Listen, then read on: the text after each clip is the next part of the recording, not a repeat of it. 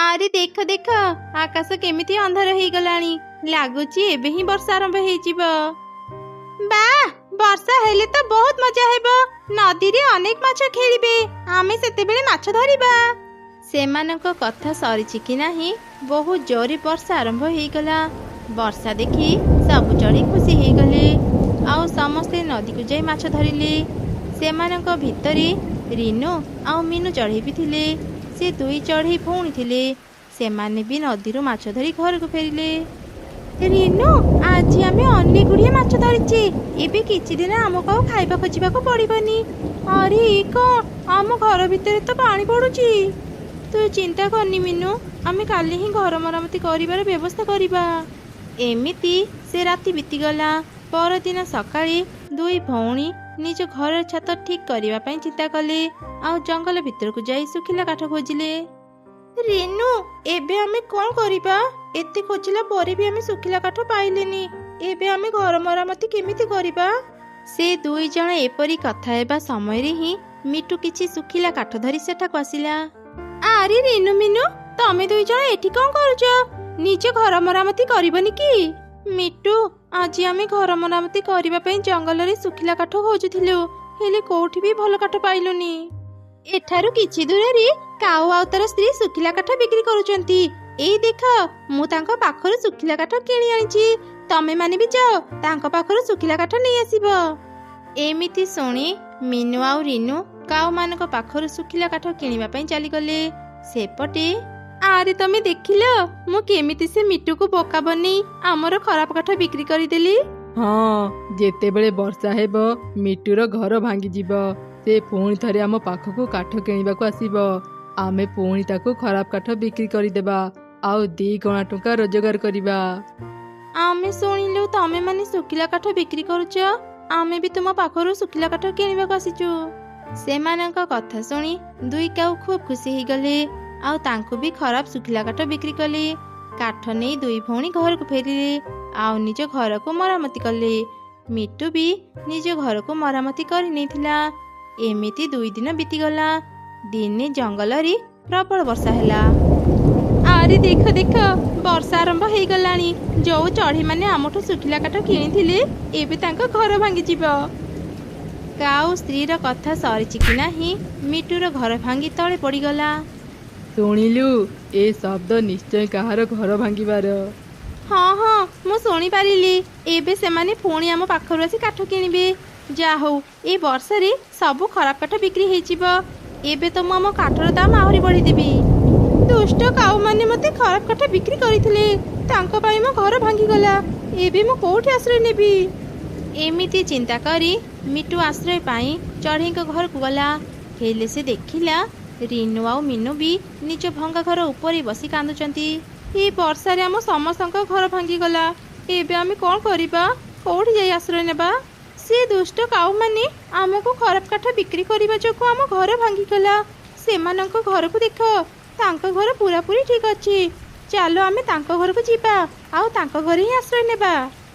ତାପରେ ସେ 3 ଜଣ କାଉମାନଙ୍କ ଘରକୁ ଗଲେ ଆଉ ତାଙ୍କ ଘରର କବାଟ ବାଡ଼ିଲେ।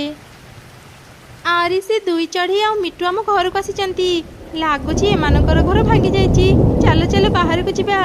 ଏମାନେ ବୋଧେ ପୁଣି କାଠ କିଣିବାକୁ ଆସିଛନ୍ତି। କଣ ହେଲା, ତମେ ମାନେ ଏଇ ସମୟରେ ଆମ ଘରକୁ ଆସିଲ? ତମ ଦୁଇ ଜଣଙ୍କ ପାଇଁ ଆମେ ଏତେ ହଇରାଣ ହେଉଛୁ।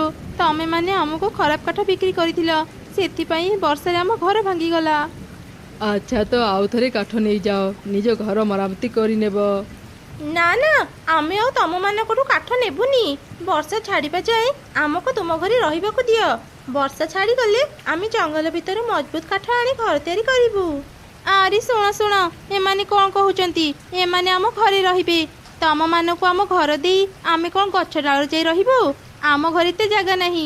ଯାଅ ଯାଅ, ଆଉ କୋଉଠିକି ଯାଅ। ତମେ ଦୁଇ ଜଣ ବହୁତ ବଡ଼ ସ୍ୱାର୍ଥପର। ତମମାନଙ୍କ ପାଇଁ ଆଜି ଆମେ ଏ ଅସୁବିଧାରେ ପଡ଼ିଲୁ, ହେଲେ ତମେମାନେ ଆମକୁ ସାହାଯ୍ୟ କରୁନ। ଯାଅ ଯାଅ, ଆମକୁ ଆଉ ଭାଷଣ ଶୁଣାଅନି। ଚାଲ ରିନୁ, ଆମେ ଏଠୁ ଚାଲିଯିବା। ଏମାନଙ୍କୁ କହି କିଛି ଲାଭ ନାହିଁ।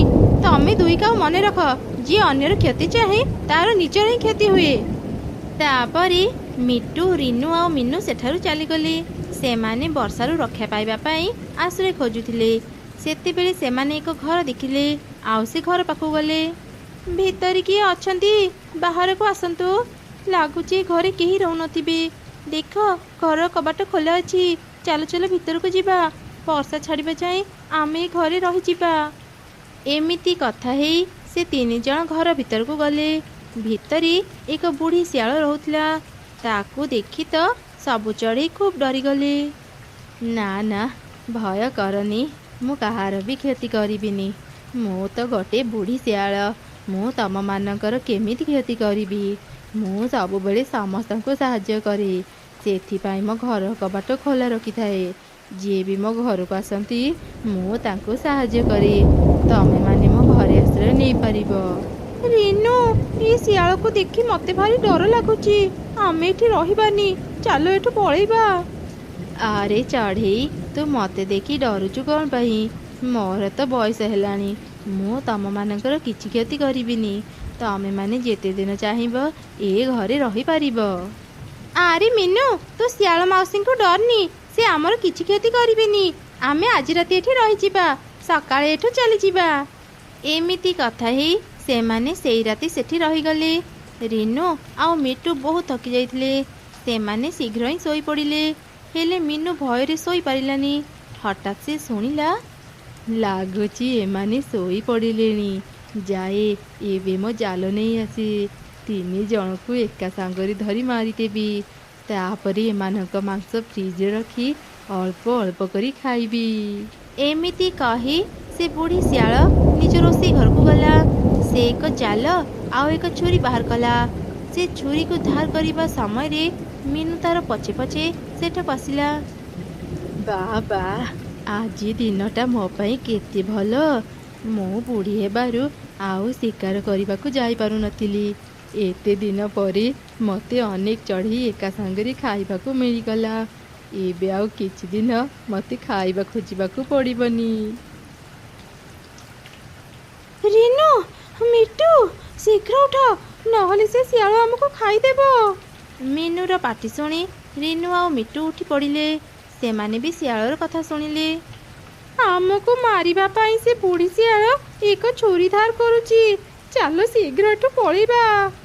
ଏମିତି ସେ 3 ଜଣ ଶୀଘ୍ର ଶିଆଳ ଘରୁ ବାହାରି ଆସିଲେ। ଯେତେବେଳେ ଶିଆଳ ବାହାରକୁ ଆସିଲା, ସେ କାହାକୁ ବି ଦେଖିବାକୁ ପାଇଲାନି। ଆରେ ଏ କ'ଣ? ସେ ଚଢ଼େଇମାନେ ଏଠୁ ଚାଲିଗଲେ।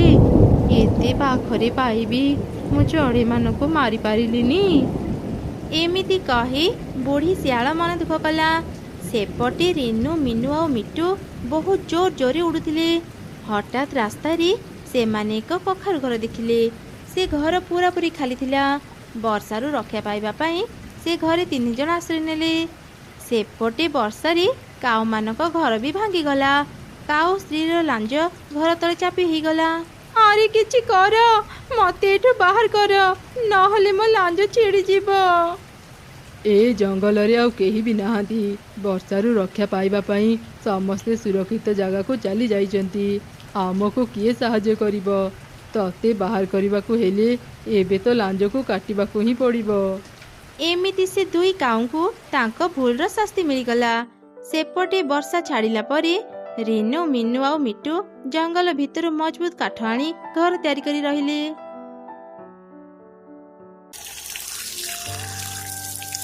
କାଉ, ତୁ କେବଳ ସେଇ ଗଛରେ କାହିଁକି ପାଣି ଦେଉଛୁ? ପାଖ ଆମ୍ବ ଗଛରେ ବି ପାଣି ଦେ।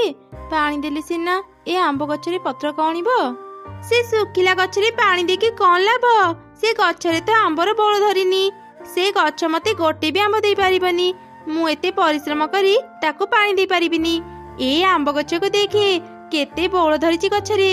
ସେଥିପାଇଁ ତ ଏଇ ଗଛରେ ମୁଁ ପାଣି ଦେଉଛି।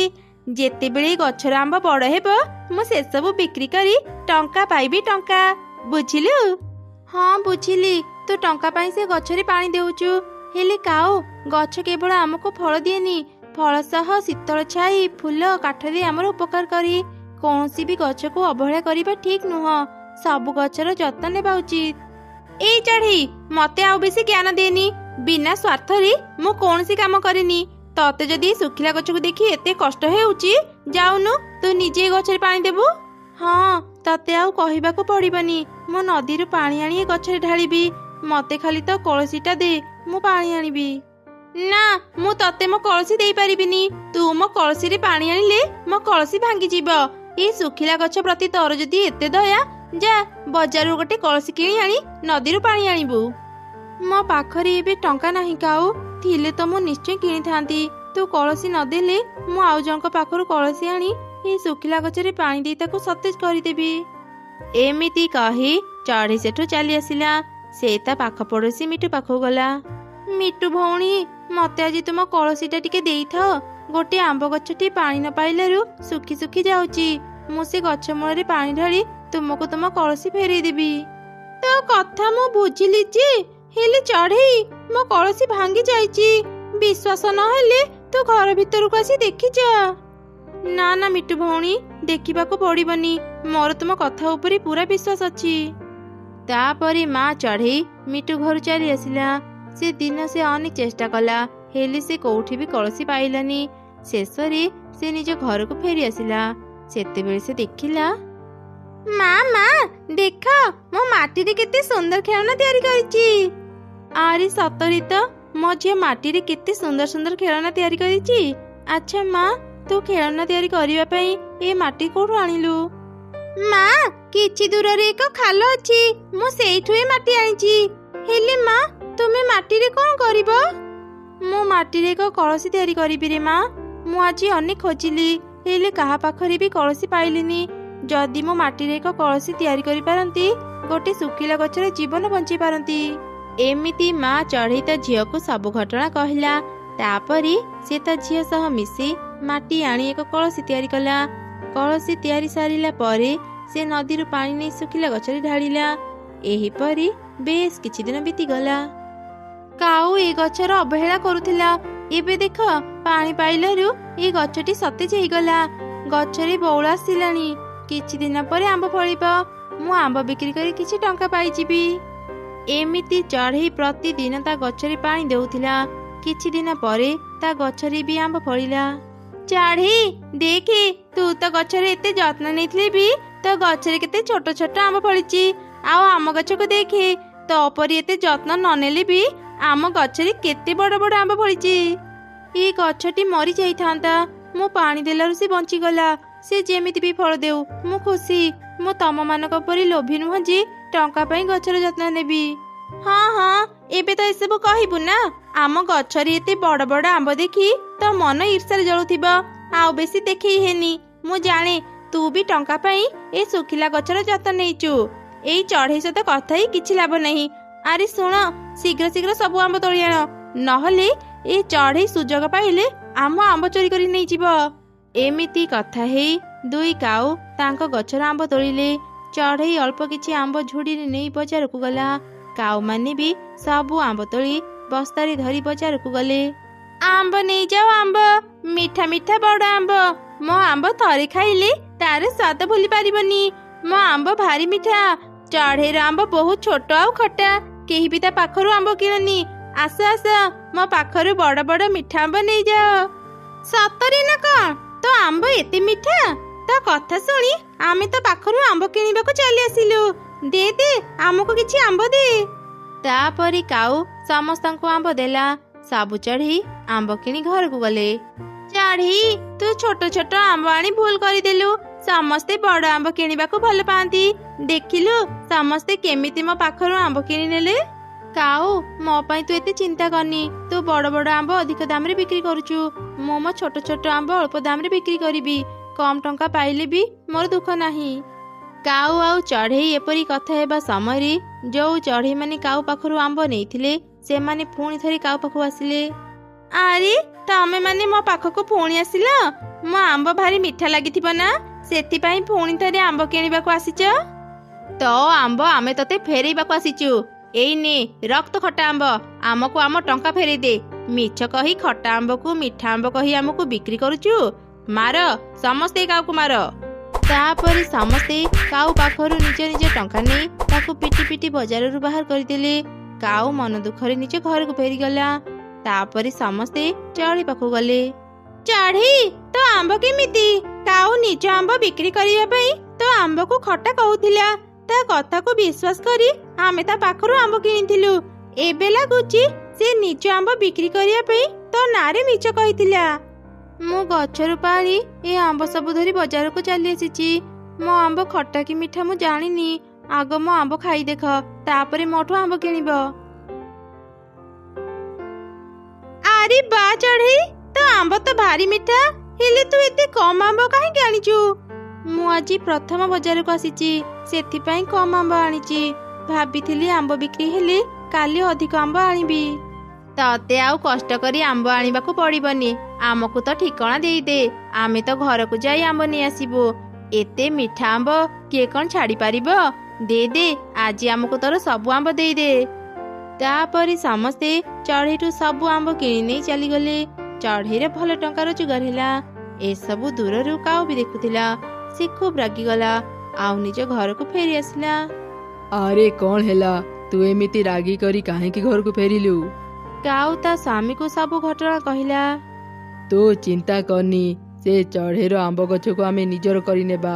ହେଲେ ସେ ଚଢ଼େଇ ବଞ୍ଚିଥିବା ଯାଏଁ ଆମେ ତା ଗଛକୁ ନେଇପାରିବାନି। ଯେମିତି ବି ହେଉ ସେ ଚଢ଼େଇକୁ ମାରିବାକୁ ହେବ। ଏମିତି ସେ ଦୁଇ କାଉ ଚଢ଼େଇକୁ ମାରିବା ପାଇଁ ଯୋଜନା ବନେଇଲେ। ସେପଟେ ଚଢ଼େଇ ଛୁଆ କିଛି ଆମ୍ବ ଖାଇସାରିଲା ପରେ ତା ମାକୁ କହିଲା, ମା, ସତରେ ଏ ଆମ୍ବ ଭାରି ମିଠା। ମତେ ଆଉ କିଛି ଆମ୍ବ ଦିଅ ନା, ମୁଁ ମୋ ସାଙ୍ଗ ପାଇଁ ନେବି। ତାପରେ ଚଢ଼େଇ ଛୁଆ କିଛି ଆମ୍ବ ନେଇ ତା ସାଙ୍ଗକୁ ଦେଲା। ସେ ଘରକୁ ଫେରିବା ସମୟରେ ଦୁଇ କାଉ ତାକୁ ଦେଖିଲେ। ଆରେ ଦେଖ ଦେଖ, ସେପଟେ ସେ ଚଢ଼େଇ ଛୁଆ କୁନି ତା ଘରକୁ ଯାଉଛି।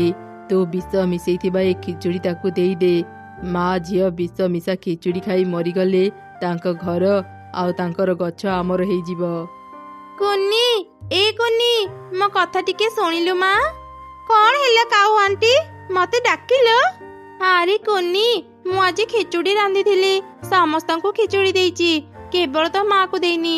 ତୋ ମା ସହ ମୋର ଟିକେ ଝଗଡ଼ା ହେଇଥିଲା। ତୋ ମା ଖିଚୁଡ଼ି ଖାଇବନି ଭାବି ମୁଁ ତାକୁ ଦେଇନି। ତୁ ଏ ଖିଚୁଡ଼ି ନେଇଯା, ତୋ ମାକୁ ବୁଝେଇକି ଖୁଏଇବୁ। ମୁଁ ଆଉ କେବେ ବି ତୋ ମା ସହ ଝଗଡ଼ା ଲାଗିବିନି। ଠିକ ଅଛି କାଉ ଆଣ୍ଟି। ତାପରେ ଚଢ଼େଇ ଛୁଆ ବିଷ ମିଶା ଖିଚୁଡ଼ି ଧରି ତା ଘରକୁ ଫେରୁଥିଲା। ରାସ୍ତାରେ କାଉ ଛୁଆ ତାକୁ ଦେଖିଲା। ଆରେ ଏ କୁନି ତ ଖିଚୁଡ଼ି ଧରି ଯାଉଛି। କେତେ ଦିନରୁ ମୁଁ ଖିଚୁଡ଼ି ଖାଇନି। ଯେମିତି ବି ହେଉ ଆଜି କୁନି ପାଖରୁ ମୁଁ ଖିଚୁଡ଼ି ନେଇଯିବି। କୁନି, ଏ କୁନି, ତୁ ଏଠି କ'ଣ କରୁଛୁ? ଶୀଘ୍ର ଘରକୁ ଯା, ତୋ ମା ବେହୋସ ହେଇଯାଇଛନ୍ତି। ଚିକି, ତୁ ଏସବୁ କ'ଣ କହୁଛୁ? ମା, ମା, ମୁଁ ଏବେ ମୋ ମା ପାଖକୁ ଯିବି। ଏମିତି ଚଢ଼େଇ ଛୁଆ ତରତର ହେଇ ତା ଘରକୁ ଚାଲିଗଲା। ଖିଚୁଡ଼ି ଥାଳି ସେ ସେଇଠି ଛାଡ଼ିଦେଲା। ସେ ଖିଚୁଡ଼ି ଥାଳି ଧରି କାଉ ଛୁଆ ନିଜ ଘରକୁ ଆସିଲା। ବାପା, ମା, ଏଇ ଦେଖ, ମୁଁ ଆଜି ବଜାରରୁ ତମ ପାଇଁ ଖିଚୁଡ଼ି ଆଣିଦେଇଛି। ଚିକି, ତୁ ଖିଚୁଡ଼ି କିଣିବା ପାଇଁ ଟଙ୍କା କୋଉଠୁ ପାଇଲୁ? ବାପା, ମୁଁ ରାସ୍ତାରେ ଟଙ୍କା ପାଇଥିଲି, ସେଇ ଟଙ୍କାରେ ମୁଁ ଖିଚୁଡ଼ି କିଣିଛି। ଦେଖିଲ, ଆମ ଝିଅ କେତେ ବୁଦ୍ଧିମାନ। ନିଜେ ନ ଖାଇ ଆମ ପାଇଁ ଖାଇବା ଆଣିଛି। ମୋ ସୁନା ଝିଅ। ଏଇ ପ୍ରଶଂସା ଶୁଣିବା ପାଇଁ ତ ମୁଁ ବାପା ମାଙ୍କୁ ମିଛ କହିଲି। ଏବେ ମୁଁ ଯାହା କହିବି ବାପା ମା ମତେ ଆଣିଦେବେ। ତାପରେ ଦୁଇ କାଉ ଖିଚୁଡ଼ି ଖାଇଲେ। ଖାଇ ସାରିବା ପରେ ସେମାନେ ବିଷ ଯନ୍ତ୍ରଣାରେ ଛଟପଟ ହେଲେ। ଆରେ, ଏଇ ଖିଚୁଡ଼ିରେ ତ ବିଷ ମିଶା ଯାଇଛି। ଆମେ ଚଢ଼େଇକୁ ମାରିବା ପାଇଁ ଯୋଉ ଖିଚୁଡ଼ି ଦେଇଥିଲେ, ଇଏ ବୋଧେ ସେଇ ଖିଚୁଡ଼ି। ମା ଚିକି, ସତ କହ, ତୁ ଏ ଖିଚୁଡ଼ି କୋଉଠୁ ଆଣିଛୁ? ତାପରେ କାଉ ଛୁଆ ସବୁ ସତ କଥା କହିଦେଲା। ଚିକି, ତୁ କାହିଁକି କୁନି ପାଖରୁ ଏ ଖିଚୁଡ଼ି ଆଣିଲୁ? ଆମେ ଚଢ଼େଇକୁ ମାରିବା ପାଇଁ ଏ ଖିଚୁଡ଼ିରେ ବିଷ ମିଶେଇଥିଲୁ। ଏବେ ଆମେ ସେଇ ଖିଚୁଡ଼ି ଖାଇ ମରିବାକୁ ଯାଉଛୁ। ଅନ୍ୟ ପାଇଁ ଗାତ ଖୋଳିଲେ ନିଜେ ହିଁ ସେ ଗାତରେ ପଡ଼ନ୍ତି। ହଁ, ତୁମେ ଠିକ କହିଲ। ମା ଚିକି, ଆମେ ଏବେ ମରିଯିବୁ, ତୁ ଏକା ବଞ୍ଚିବୁ। ନିଜର ଧ୍ୟାନ ରଖିବୁ ମା। ଆମ ପରି କେବେ ହେବୁନି, ଅନ୍ୟର କ୍ଷତି କରିବୁନି, ସବୁବେଳେ ସତ୍ ପଥରେ ଚାଲିବୁ। ଏମିତି କହୁ କହୁ ହିଁ ଦୁଇ କାଉ ମରିଗଲେ। ଏସବୁ ଦେଖି କାଉ ଛୁଆ ଅନେକ କାନ୍ଦିଲା। ସେବେଠାରୁ ସେ ନିଜକୁ ପରିବର୍ତ୍ତନ କଲା, ସମସ୍ତଙ୍କ ସହ ମିଳିମିଶି ରହିଲା। ସେପଟେ ମା ଚଢ଼େଇ ତା ଆମ୍ବ ବିକ୍ରି କରି ଅନେକ ଟଙ୍କା ପାଉଥିଲା, ଆଉ ତା ଝିଅ ସହ ଖୁସିରେ ରହିଲା।